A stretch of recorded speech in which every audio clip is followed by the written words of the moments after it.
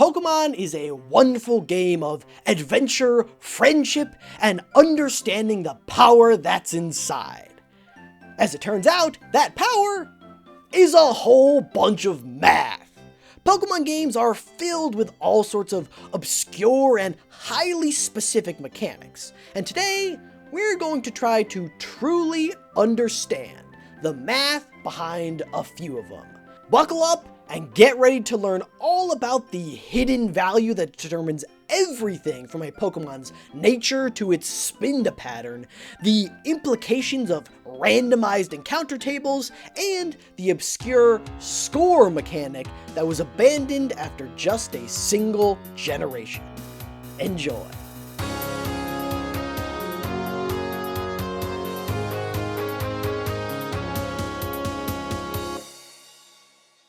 A personality value is a unique number generated for each Pokemon that determines everything about it. Sort of. The precise role and function of the personality value changes from game to game, but in essence, it's what makes this Rattata different from this Rattata. So, how does it work? Whenever you encounter a Pokemon, the game will generate a random 32-digit number. Except that number won't look like this, it'll look like this. Yeah, you know all those number things you keep hearing about? You're not gonna need them today.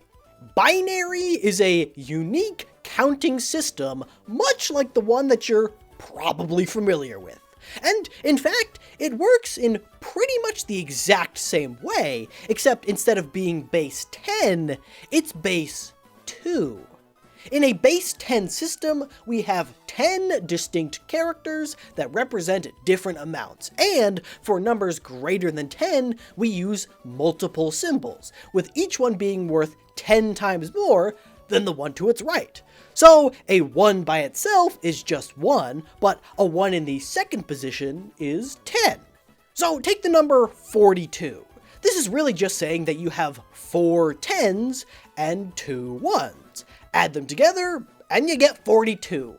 Binary works in the exact same way, except it only has 2 symbols, usually a 0 and a 1, and each one is worth 2 times more than the one to its right. So instead of a ones, tens, hundreds, and thousands place, you have a ones place, a twos place, fours, eights, 16s, and so on. So take the number 101010.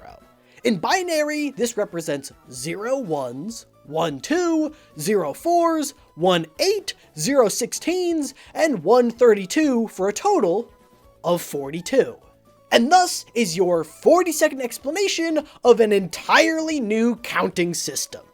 So, this is the way that personality values understand numbers. And in fact, this is how the entire Pokemon game, or any video game, or any computer understands numbers. And why do they use such a strange counting system? Well, it's quite simple. It's because they hate you and wanted to make it needlessly confusing on purpose. And I guess some good engineering decisions too, I don't know. No, in reality, the oldest computers encoded information using physical switches that could be turned on or off. And since a switch only has 2 possible states, it makes sense to use a base 2 system. And modern computers effectively do this exact same thing, only way more complicated. Since binary can be represented by abstract symbols or physical mechanisms, each character in a binary number isn't referred to as a numeral or digit. Instead, one character is called a bit. Put 8 bits together and you get a byte. Put 50 billion bytes together and you get Elden Ring.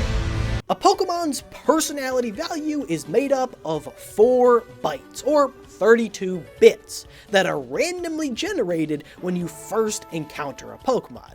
And they can be anything from all zeros to all ones and everything in between. That means that there are a total of 4,294,967,296 possible personality values. So, what's the point of that? Well, that question's a bit tricky to answer because it changes a lot, but let's start by looking at generations 3 and 4 when they were first introduced. The most influential byte is perhaps the fourth one. This byte has two main roles. The first is in determining a Pokemon's gender. A Pokemon like Meowth has an equal chance of being male or female. But the game can't just flip a coin to see which one you get, even though it does literally have a feature where it actually flips a coin, but no, for this, it has to use binary. If we look at the last byte, it can be any combination of 8 bits. We know that all zeros will be the lowest possible value at, well, 0, and all ones will be the highest possible value at 255. Well, doing some quick math, we can find that the midway point between these two is 127, or 0, 1, 1, 1, 1, 1, 1, 1. So, the game is programmed in such a way that if the last byte of Meowth's personality value is less than 127, it will be female. Otherwise, it will be male. Simple as that, except for a small math problem. Of these 256 possible personality values, 127 will be less than 127, while 129 will be greater than or equal to. That means that, if you want to get technical, a Meowth actually has a 50.39% chance of being male, and a 49.61% chance of being female. And the same is true for every Pokemon with an equal ratio. Why they didn't just bump up this threshold by 1 to get an even match is beyond me, but what about Pokemon without an even distribution? Well, with this system, achieving different ratios of male to female per species is pretty easy. You just have to change the threshold you're comparing it to. Each Pokemon species has one of 8 gender thresholds, selected to achieve different ratios. And if the last byte of a Pokemon's personality value is less than the gender threshold for that species, it will be female. So, for an all-male species like Hitmonchan, the threshold is set to 0, so it's literally impossible to be lower than that, and the opposite is true for all female species. And this holds true for all Pokemon, with one exception. Genderless Pokemon like Magnemite have a gender threshold of all 1s, or 255. If the game detects this threshold, then it doesn't matter what their personality value is, it will always display as genderless. In case any of you were in doubt that gender was a construct, we've literally just constructed it. However, we're not done with this last byte yet. There are certain Pokemon that can have multiple abilities. For example, Meowth can have either Pickup or Technician. In every case of Pokemon with multiple abilities, with the exception of hidden abilities, we'll get to that later, there are only a max of 2 possible options, and they are always both equally likely. Because of that, we don't need to do any fancy comparisons or thresholds, we can just look at the last bit of the last byte. If it's 0, then that Pokemon will have the first ability, and if it's 1, it'll have the second. Now, interestingly, that means that a Pokemon's gender and ability are linked in a way, determined by the same piece of data.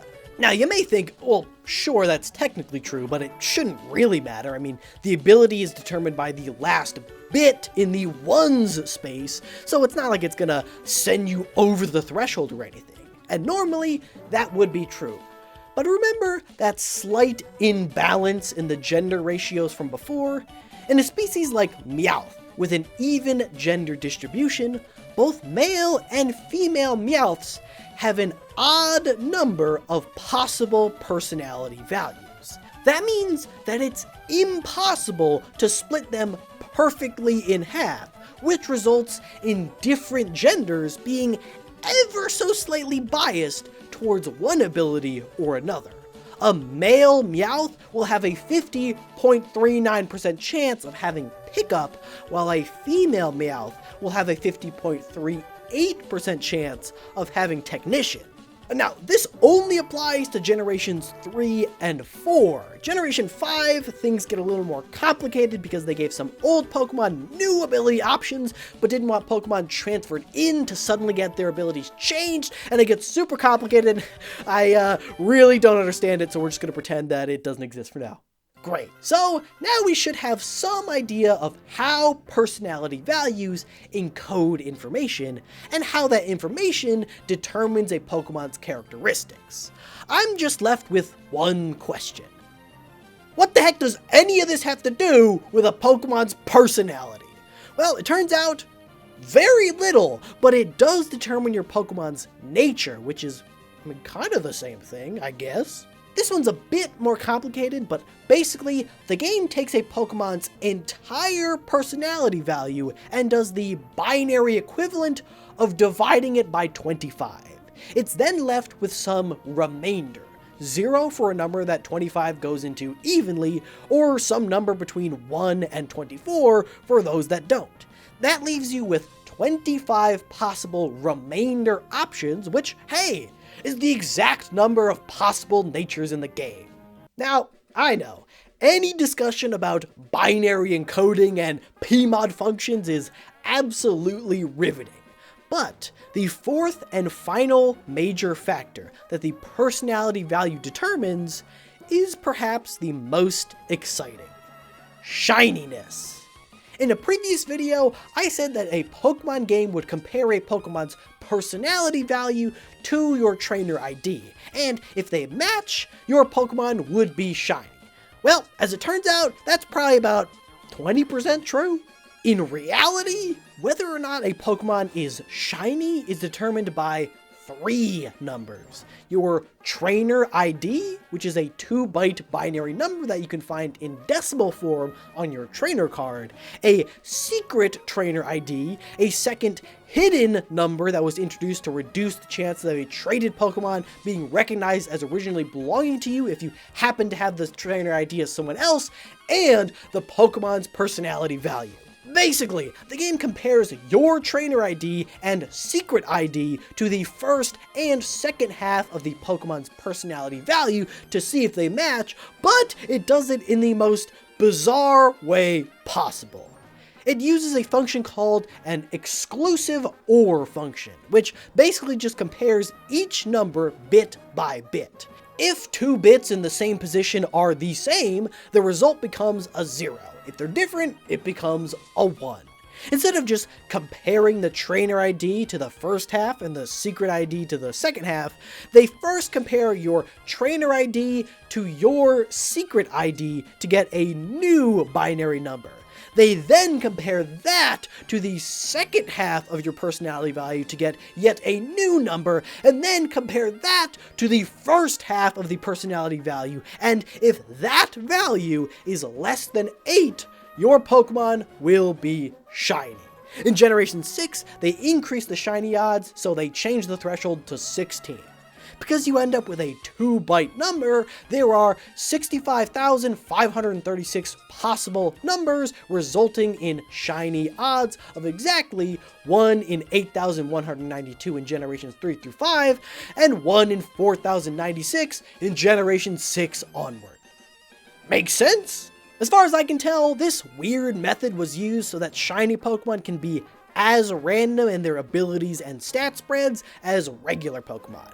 In Generation 2, they were calculated using a Pokemon's DVs, which were basically the predecessor to IVs, meaning that it was impossible to have a perfectly statted shiny Pokemon, but that is an entirely different conversation for another day. Those are really the 4 main things that a personality value dictates, but there are a few fun extra things here and there that seem to be the result of some lowly programmer at Game Freak in 2001 who wanted to screw around with some crazy new system instead of doing whatever work they were actually supposed to do that day. For example, Did you know that each of the 4 bytes are used to determine the exact coordinates of Spinda's spots? The lower 4 bits are the X coordinate, while the higher 4 are the Y coordinate, measured from the top left corner of the spot. Because the whole personality value is used to determine these spots, there are technically as many Spinda as there are personality values. But in practice, there are patterns where the spots are off of Spinda's body or on top of one another and therefore not visible, so there are actually a lot less visually distinct patterns, and I will not be calculating how many of those there are because that sounds terrible, and don't you dare ask me. No, stop, don't scroll down to the comment section, back on me. Here, I'll distract you with another fun fact. Did you know that the last 2 bits of each byte are used to determine which unknown letter you get? Just combine these bits into a new byte, do the same division method that we did with the natures, only with 28 this time, to get distinct remainders for all 26 letters of the Roman alphabet, plus an exclamation mark and a question mark. Or, did you know that Generations 3 and 4 had a whole Pokemon size mechanic that was almost completely invisible?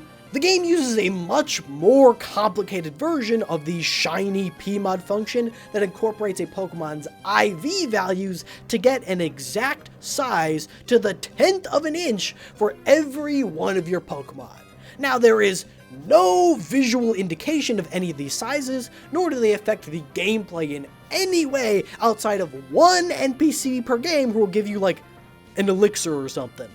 Kind of worthless, but hey, they did bring this feature back in Legends Arceus, or rather an updated homage to it, where Pokemon actually do appear physically larger or smaller in the overworld. It's good to know that they were brewing that stupid Weasel Quest 20 years ago. And there you have it, a full explanation of Pokemon's personality values. Before this video, you may have looked at something like this and just seen a random jumble of numbers. But now, you can look at this and tell me every single thing about that Pokemon.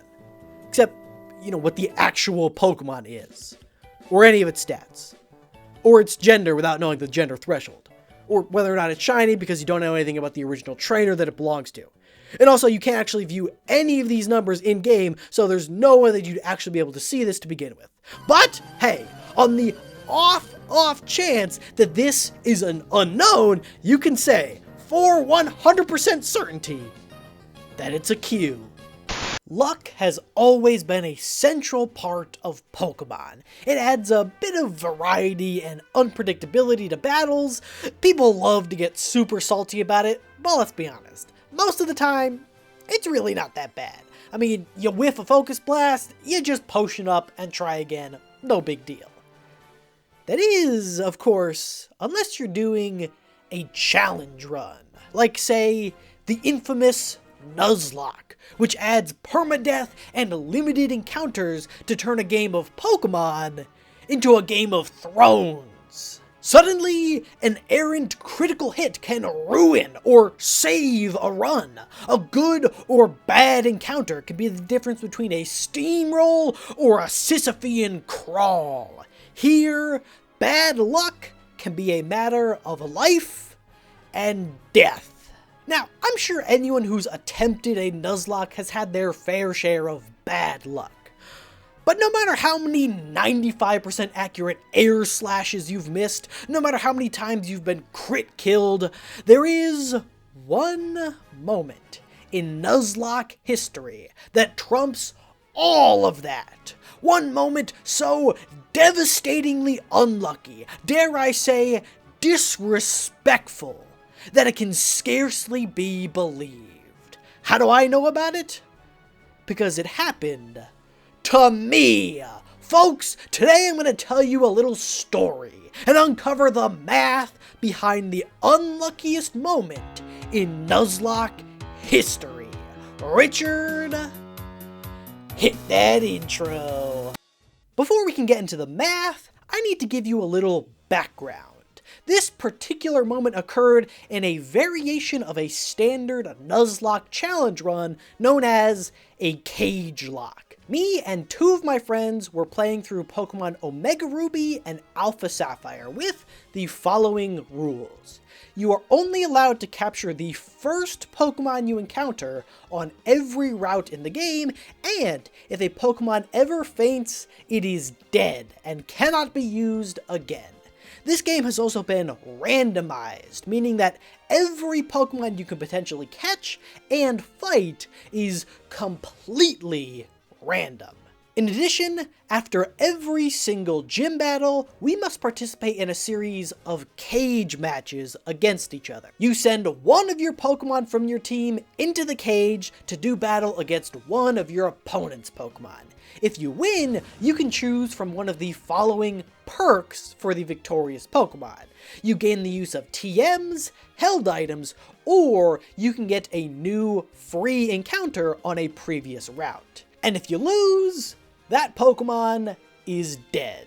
Then, at the end of the game, you compete in a full 6v6 round-robin tournament with your final teams to decide the winner. In the early to mid-game, I was cooking with some solid encounters and a bunch of cage match wins under my belt. But, as we approached the end game, things took a bit of a turn for the worse. Due to a series of bad cage match performances and me being a complete idiot and challenging Tate and Liza when I was severely underleveled, I ended up losing all my perked Pokemon by the time Wallace was defeated. My team was left in shambles, my box filled with mostly underpowered mons with terrible movesets. At this point, I was scrambling, trying to put together a halfway decent team to even stand a chance against the high-level trainers of Victory Road and the gauntlet of boss battles that is the Elite Four and Champion, with a final cage war against Primal Groudons, Levitating Dialgas, Permanent Mega Evolutions, and Pokemon with more perks than TNA Kurt Angle. You know things are bad when you're frantically trying to see if Ambipom is viable. But there was still hope. I still had 2 areas left in the game where I had yet to encounter a Pokemon. Evergrande City and Victory Road. 2 more chances to find something strong, something to tie the team together, something to give me a chance. And so, I hopped aboard a dead body because I couldn't use Surf on any of my real guys, hoping, nay, praying for something to save me from my torment. And it was a Rattata. Turns out Arceus is a cruel and uncaring creator, so in my frustration, I killed the rat and moved on to Victory Road. With only 1 chance left at salvation, I jokingly said to my friends that if I found another Rattata, we were done. A simple jest to get a slight chuckle out of my friends. Ha ha, how humorous that would be indeed.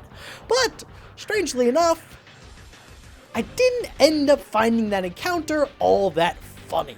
So, yeah, long story short, I found 2 back-to-back Rattata for the final encounters of the game, and I'm pretty salty about it. Now, I hear you. Unluckiest moment in Nuzlocke history? Yeah, right. You're just some weenie-whiny crybaby complainer scrub trying to make up excuses and get karma on Reddit.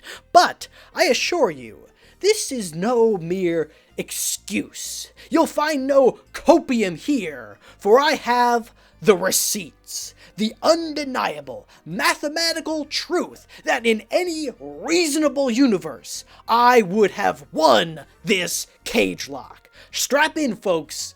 It's probability in time. That didn't work as well as I thought it would. The question at hand is this. What are the odds of encountering a Rattata in Evergrande City and Victory Road?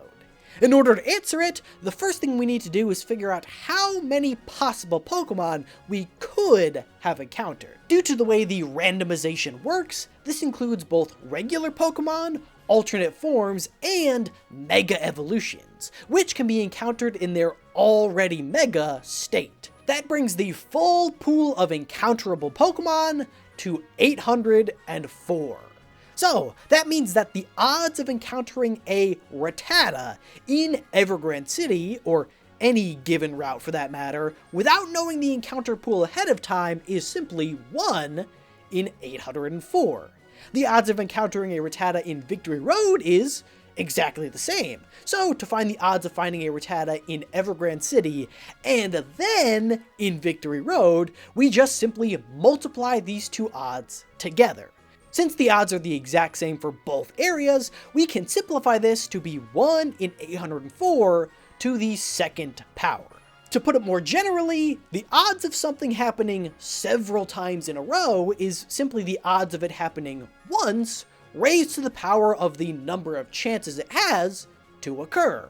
Running the math, that means that the odds of finding 2 Rattata on the last 2 routes of the game is 1 in 646,416, or 0.00015%. Those are some pretty bad odds, but believe it or not, it's actually even worse than that. See, there's an additional rule in Nuzlocke that we were using called Dupes Clause. Basically, if you encounter a Pokemon that you already have, or in the evolution line of something you already have, you don't have to catch it. You can keep encountering until you find something new. If I had managed to find and catch a Rattata at any other point in the game, I would have been off the hook for both these routes. And yes, that does mean that if I had simply caught the first Rattata, I could have saved myself from the second, but I was trying to save myself some Pokeballs. It was a tactical move, okay? Anyway, that means that we also need to factor in the odds that we never encountered another Rattata throughout the whole game. By my count, there are 61 unique encounters available in Omega Ruby and Alpha Sapphire, excluding legendaries, which are always randomized to be a new legendary. That means that I had 59 chances to catch a Rattata, or its evolved form Raticate, before this moment. The odds of not finding a Rattata or Eradicate on a route is simply 1 minus the probability of finding one of those two. We need to find the odds of this happening 59 times in a row, so we just need to raise that to the 59th power. Then, to find the odds of not finding a Raticate or Rattata on the first 59 routes, and then finding a Rattata on both the final 2 routes, we just need to multiply these two together to find that the true odds of this unholy occurrence is a whopping 1 in 748,740, or just 0.00013%. That is nearly 200 times more rare than finding a full odds shiny Pokemon, and is concrete proof that I only lost because of some ungodly bad luck, and proof that I am the victim of the unluckiest moment in Nuzlocke history. Now, some of you may be calling foul. For starters, when you're talking about bad luck, there really isn't any lower bound for how unlucky you can get. If you just keep getting more and more specific, then anything can seem impossibly unlikely. Calling this the unluckiest moment in Nuzlocke history would imply that I would have won under any other situation aside from this. But that isn't necessarily true. Sure, finding 2 Rattata was unlucky, but I would have been equally screwed if I found a Bidoof or a Sunkern or any number of weak Pokemon. I realize I'm sort of talking my way out of my own excuse here, but if there's one thing I care about more than pride, it's mathematical integrity. And you know what? I'm not afraid of the truth. I know I got screwed, so let's dig a little deeper. Realistically, how unlucky did I actually get? What are the odds of these last 2 encounters being trash? Well, first we need to define what a bad encounter even is. This can be a bit tricky and subjective, but in general, let's say that anything with a BST of 430 or above is good enough. I was putting in work with a Macargo early on. I'm not asking for much here. In addition, anything that evolves into something with a BST of 430 or above is also okay. I can just train it up before taking on the league and be good to go. And lastly, at this point in the game, I had an abundance of psychic and water types in my box, so if I want to be able to craft a well-rounded team for these final battles, I'd prefer not to get another one of those. Using those rules, by my rough estimate, that leaves 645 possible Pokemon that I would have been okay with, and only 159 that I would have gotten mad about. Swapping those odds into our formula from before, we find that the odds of finding 2 bad Pokemon on these last 2 routes is 1 in 25.5, or just under 4%. Still unlikely, but not nearly as unlikely as specifically 2 Rattata. The odds of finding 2 of the same bad Pokemon, likely resulting in me making a video very similar to this with a slightly different thumbnail, is 1 in 4,065, or 0.02%. Roughly the same odds as finding a shiny Pokemon, only instead of getting a cool new bonus guy to stunt on my friends with, I get Shame. Which, when you put it like that, really isn't all that rare at all. But if that's the case, then that would mean that I was a weenie whiny crybaby complainer scrub this whole time. But no. What happened to me was clearly unlucky. I don't care if finding 2 Rattata or any other bad Pokemon earlier in the game might have yielded the same end result. It's the principle of the matter. I found a Rattata, taunted the universe, and the universe taunted me back. 1 in 748,740. There's no denying that that was incredibly unlucky. I mean, things this rare shouldn't just happen, right? Right?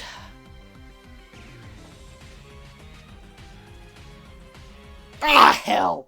This happening to specifically me in this specific game is quite rare. Rare enough for Dream Stance to say it's possible.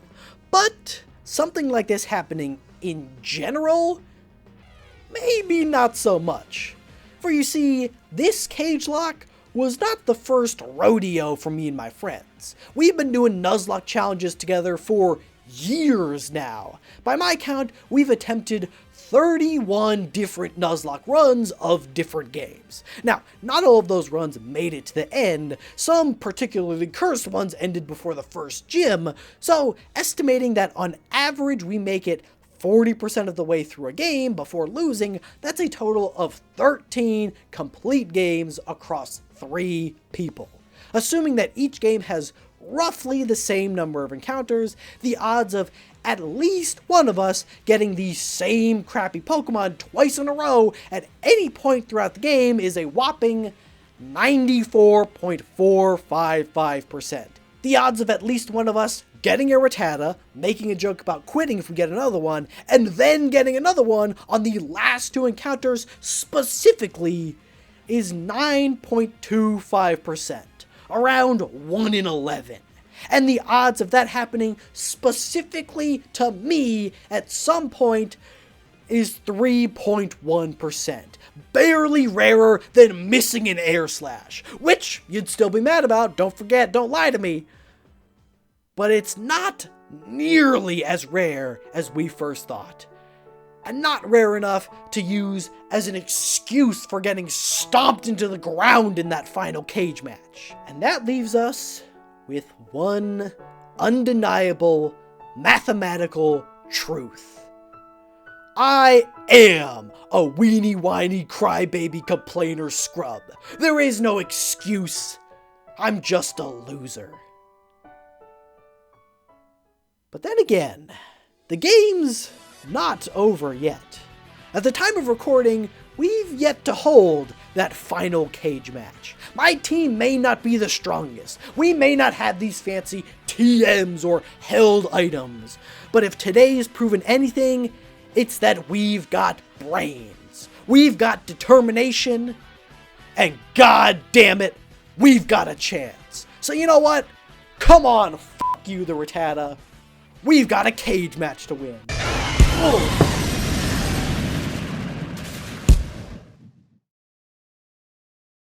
Be honest, how often do you look at your Pokemon trainer card? Maybe once or twice to check on your money or see your total playtime? But let's be real, 99% of the time you misclicked while trying to save. But if you happen to stick around for just a moment before hitting B down A, you'll find that you weren't missing much. There's not a lot of important stuff here. I mean, you got your name, your money, your Pokemon social security number, and score? The heck is score? Now, I've been playing Pokemon for the better part of 16 years. And up until last week, I had never heard of a Pokemon score before. Heck, the thing doesn't even have its own Bulbapedia page. But after doing some research, I've found that this forgotten mechanic might be a bit more interesting than you think. Today, we're going to learn all the mechanics behind Pokemon's score, why it was ultimately scrapped from the franchise, and how it may be the key to one of the most challenging Pokemon runs in history. Richard, hit that intro. So, Pokemon score. If you've never heard of it before, there's probably a pretty good reason. Score was first introduced in Generation 4 and is present in all 3 original Sinnoh games, as well as Heart Gold and Soul Silver. But by Generation 5, it had already fallen by the wayside and has not appeared in any game since, not even the ultra-faithful Brilliant Diamond and Shining Pearl remakes. The way it works is actually super simple. You can increase your score by completing various objectives throughout the game. These objectives relate to a wide range of mechanics and are seemingly there to encourage you to engage with all the different systems in the game. You can get points for catching Pokemon, winning a contest or a Pokeathlon, competing in online battles, all sorts of stuff. There is no in-game list for everything you can do to increase your score. In fact, there's literally no mention or explanation of score anywhere else in the game. They just slapped a number on the trainer card and expected you to figure it out. But you can find a full list online and in the description. Certain easier objectives, like picking a berry, gets you 1 point, but other more difficult ones can bag you a bunch at once. Beating a wild Pokemon gets you 2, beating a trainer gets you 3, hatching an egg gets you 7. And don't worry, there's no way to lose points. It will just slowly go up throughout the game as you do more stuff. Right, this is all awesome news. What's the point? Well, increasing your score has 2 very important effects on your game. It makes the number on your trainer card next to the word score go up, and it can be displayed in your underground base so all your friends can read it and go, "The heck is score?" Yeah, alright, in hindsight, this system was so inconsequential and poorly explained that it's not really a surprise that it didn't even last the console generation. It doesn't get you anything aside from bragging rights. There's no way to log scores on a leaderboard to try and beat it next time. It's just another reason to not look at your trainer card. That being said, you can technically achieve a maximum score. Because of the way that Pokemon games store information, your trainer card can only display 8 digits. That means that the highest score possible is technically 99,999,999. And I think that begs an obvious question. How do we max out this score as quickly as possible? Well, there are some really big ticket items that'll give you a good head start. Completing the regional decks gets you 500, getting every gold print from the Battle Frontier gets you 1,000, and completing the national decks gets you 10,000.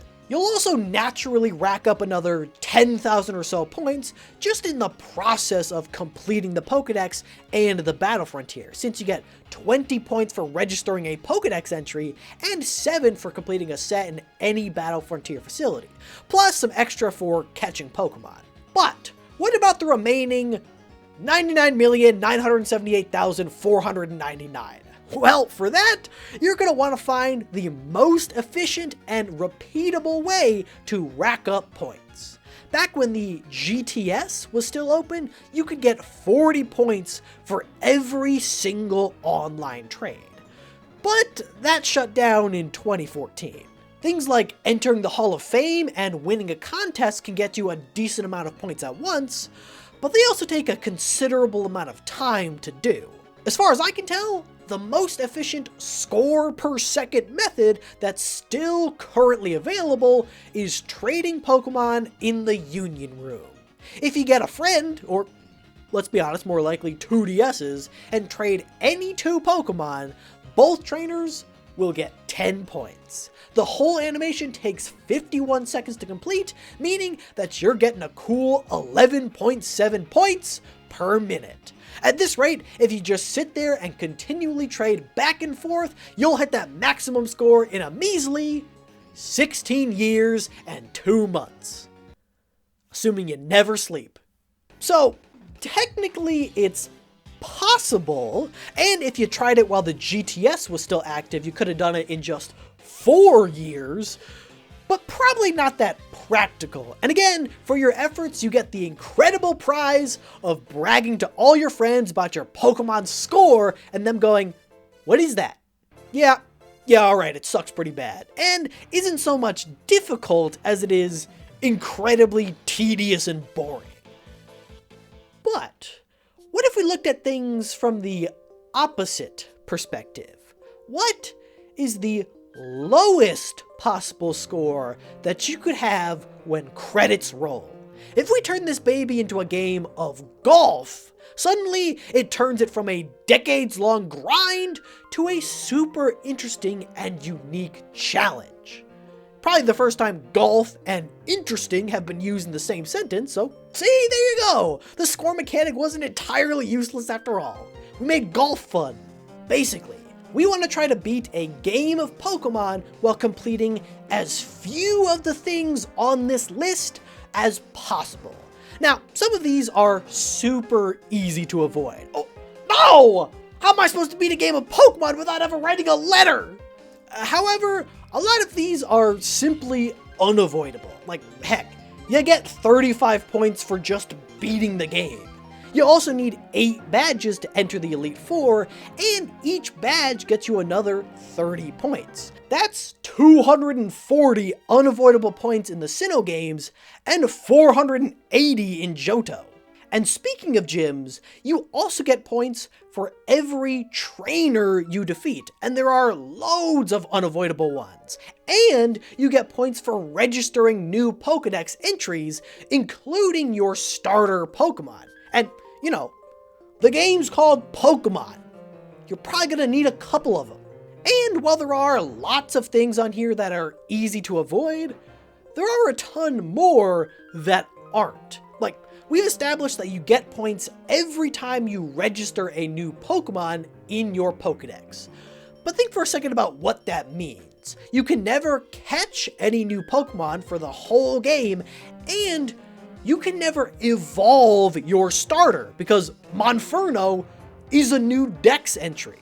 You also have to avoid every single trainer battle that isn't absolutely mandatory, and you can never defeat a wild Pokemon in battle, so you can't just grind to get overleveled. Fewer trainers means less money to spend on potions, you can't pick up berries, you can't go underground for unlimited items, you can't trade in powerful Pokemon, and you can't play Voltorb Flip. Suffice to say, beating Pokemon with the lowest possible score is not an easy task. But I see that look in your eye. Actually, I can't. I'm just looking at a camera right now. But I presume that it's like, I'm interested. So, say you want to take up this challenge. What score are you looking to hit? And what's the best way to do it? Well, let's do a little math. Obviously, you're going to want to do one of these Sinnoh games since it has half the number of gyms, which is a very big ticket item. So let's look at Pokemon Platinum. There are 8 gyms that you have to complete, which each get you 30 points. Based on information I could find from the Pokemon speedrunning community, there are 94 mandatory trainers throughout the game. Every trainer you defeat earns you 3 points. And yes, I checked, beating a gym leader does double count. You technically get 23 points for each. However, you only get points for defeating trainers, and you can technically lose to your rival in the first battle and still progress. So that's 93 trainers that you must defeat for an additional 279 points. You also get 20 points when you get your starter Pokemon, since it's technically registering a new Dex entry, even though you don't actually have the Pokedex yet. At first, I figured you could just solo the whole game with your unevolved starter to avoid getting any more Pokedex points, but there's a problem. This is a Generation 4 game, which means that we have to contend with HMs. There are 6 mandatory HMs that you need in order to complete a game of Pokemon Platinum. And none of the starter Pokemon can learn all 6. So even with some move deleter shenanigans, you will need to catch one more Pokemon at some point. So that's another 22 points. 2 for catching a Pokemon in the regional Dex, and 20 for a new Dex entry. And lastly, you get 35 points upon completing the game and entering the Hall of Fame. That is a total minimum possible score of 596 points. Now, there may be ways to lower this number with glitches. Maybe you could avoid certain gyms or bypass the Hall of Fame check or something like that. But in a normal glitchless playthrough, this should be as low as you can get. Great. Now for the fun part. How do we actually achieve this? Well, the first thing we need to do is choose a starter Pokemon. In a typical speed run, which is similar to this in that they avoid most trainers and never battle wild Pokemon, they go with Empoleon. Its water steel type makes it very defensive, so it can muscle its way through a lot of tough battles. So you might think that Piplup would be the best choice, except we can never get an Empoleon because we can never evolve our starter. Comparing the base stats for just the original starter Pokemon, I think that Turtwig is probably your best bet. It actually hits the hardest of all 3, and it has the best defenses and HP. And while Grass is generally a pretty bad defensive type, it's actually pretty solid in early Sinnoh, being super effective against Roark and resisting Gardenia. Turtwig's only shortcoming is that it's very slow, but even so, once you get to the late game, Chimchar isn't fast. Turtwig can learn 4 of the 6 required HMs, but will still need someone for Surf and Waterfall. Based on my research, I think Weasel is the best choice. It can be found relatively early outside Valley Windworks, so it can help with the many poison types of Team Galactic that would have given Turtwig a lot of trouble. And, more importantly, it can learn Strength, meaning you can free up another move slot on Turtwig. And no, I didn't just choose Buizel because Turtwig and Buizel have been my 2 favorite Pokemon ever since I was a kid, alright? Maybe I just got good taste, I don't know. Just give your Buizel Surf, Waterfall, and Strength as you need them, and probably something like Aqua Jet for priority. Turtwig will need Cut and Rock Smash for the early game, then you'll probably want a physical grass move like Razor Leaf, and then maybe Bite for Fantina, or Curse as a just general good setup move when you need it. Then, once you reach Canalave City, you can visit the Move Deleter to get rid of Cut, since you don't need it anymore, and eventually replace it with Rock Climb. Unfortunately, this means that you won't have access to Fly, because while Wingull is available in this game, it can't learn Surf or Waterfall. So, have fun walking, I guess. But while these two Pokemon can technically learn all the moves you need, they're not that strong in their unevolved state. But without being able to battle optional trainers or wild Pokemon ever, how are we supposed to get experience to make them better? Well, there are two workarounds. Remember, you only get points when you defeat a trainer. So you could, for example, challenge Roark, beat his first two Pokemon with Turtwig, and then if you lose to Cranidos, well, it's not really a big deal. You still got the levels from beating the first two, so you'll be stronger the next time you try. You could also technically try and battle the same trainers over and over and over and just purposely lose on the final Pokemon to rack up levels, as well as some serious debt because you lose money every single time you lose a battle. But I mean, I wouldn't know anything about that.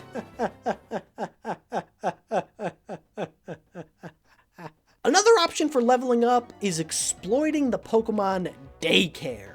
Any Pokemon placed in the daycare will gain 1 experience point for every step you take. So if you just throw Turtwig in there, take a cool 1,044,616 steps, just like that, your little Turtwig is level 100, and you never have to press B to stop it from evolving ever again. Then, just do another 999,488 steps for Buizel. You know, just some light cardio.